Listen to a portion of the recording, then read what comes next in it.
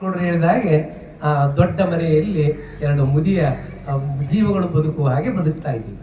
ಆತ್ಮವಂಚನೆ ಹೇಳ್ತೀವಿ, ಅವಕಾಶಕ್ಕಾಗಿ ಕಾಯ್ತೀವಿ. ಇದು ಭಾರತೀಯರ ಆತ್ಮವಂಚನೆ ಅಂತ ಯುರೋಪಿಯನ್ನರು ಬೈತಾರೆ. ಅಂತ ಆತ್ಮವಂಚನೆ ಮಾಡಿಕೊಳ್ಳದೇ ಇರೋ ಹಾಗೆ ಗೌಡ್ರೆ ಹೊಸದನ್ನು ಏನಾದರೂ ಹುಡುಕಿ ಕೊಡಿ. ಬಸವರಾಜ್ ತಾವರಿಗೆ ಹಿರಿಯವರು ವೇದಘೋಷದ ನಾದಸ್ವರದ ನಡುವೆ ನಿಮ್ಮ ಲಿಂಗ ಪೂಜೆ, ಪುಟ್ಟರಾಜ ಅವ್ರ ಬಗ್ಗೆ ನಾವು ಎಷ್ಟು ಹೇಳಿದ್ರು ಕಡಿಮೆನೆ.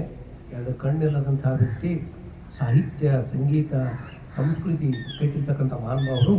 ವೇದಘೋಷದ ನಾದಸ್ವರದ ನಡುವೆ ನಿಮ್ಮ ಲಿಂಗ ಪೂಜೆ ನಾನು ನೋಡ್ತಾ ಇದ್ದೆ. ಅವ್ರಿಗೆ ಗಂಗಾವತಿ ಕಲ್ಮಠದ ಸ್ಟೂಡೆಂಟ್ಸ್ ನಾವು ರಾತ್ರಿ 11-12 ಗಂಟೆ ಸುಮಾರು ಕೂಡ ಅವರು ದೊಡ್ಡವರ ಸಂಗೀತವನ್ನು, ತಾವೇ ದೊಡ್ಡ ಸಂಗೀತಗಾರರಾಗಿ ಕೂಡ ದೊಡ್ಡವರ ಸಂಗೀತವನ್ನು ಅವರು ಅವಾಗ ರೇಡಿಯೋಗಳು ಇರ್ತಿದ್ವು, ಹೂಗಾರರ ಮನೆಗೆ ಬರ್ತಿದ್ರು.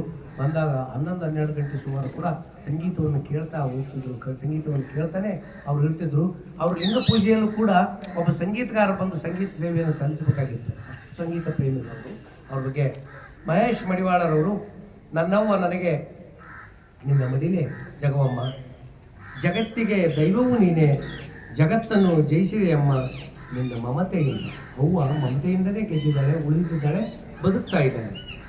ರಾಜಶೇಖರ್ ಅವರು ಹೇಳುವಂಥದ್ದು, ನೋವು ನಲಿವು, ಗೆಲುವು ಸೋಲು ಸಹಜ, ಮತ್ತೆ ಗೊತ್ತೇ ಆಗಲಿಲ್ಲ ಅಲ್ಲಿ ಗೆದ್ದದ್ದು ನಲಿವಿನಲ್ಲಿ, ನಲಿವಿಗೆ ಸೋಲು ಅನ್ನುವಂಥದ್ದು ಇಲ್ಲ ಅನ್ನುವಂಥದ್ದು. ಸುಂದರರಾಜ್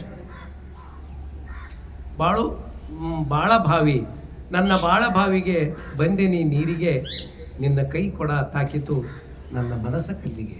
ಅದು ಪರವಾಗಿಲ್ಲ, ಯುವಕರದರಿಗೂ ಪ್ರೀತಿ ಪ್ರೇಮವನ್ನು ಹೇಳಬಹುದು, ಅನುಭವಿಸಬಹುದು. ಇನ್ನು ಪಂಪಣ್ಣ ಶಿಕ್ಷಕರು ಹೇಳಿರ್ತಕ್ಕಂಥ ಮಾತು, ಸಂವಿಧಾನ ಶಿಲ್ಪಿ, ಇಡೀ ದೇಶದ ಆರಾಧ್ಯ ದೈವಗಳಲ್ಲಿ ಒಂದು, ಪ್ರಪಂಚದ ಶ್ರೇಷ್ಠ ಚಿಂತಕರಲ್ಲಿ ಒಬ್ಬರಾಗಿರ್ತಕ್ಕಂಥ ಅಂಬೇಡ್ಕರ್ ಬಗ್ಗೆ ಹೇಳುವಂಥದ್ದು. ಸ್ವಾರ್ಥವಿಲ್ಲದ ಹೃದಯದಲ್ಲಿ ಸಾಗಿ ಹೋದವರು ನೀನು, ನೀ ಬರೆದ ಅಕ್ಷರಗಳೇ ಈ ದೇಶದ ಸಂವಿಧಾನವಾಗಿದೆ. ಹೀಗೆ ಇಲ್ಲಿಯ ಸುಮಾರು 12 ಜನ ಕವಿಗಳು ಅರ್ಥಪೂರ್ಣವಾದ ಕಾವ್ಯವನ್ನು ಓದಿದ್ದಾರೆ. ನಿಜವಾಗಿ ಓದಲಿ.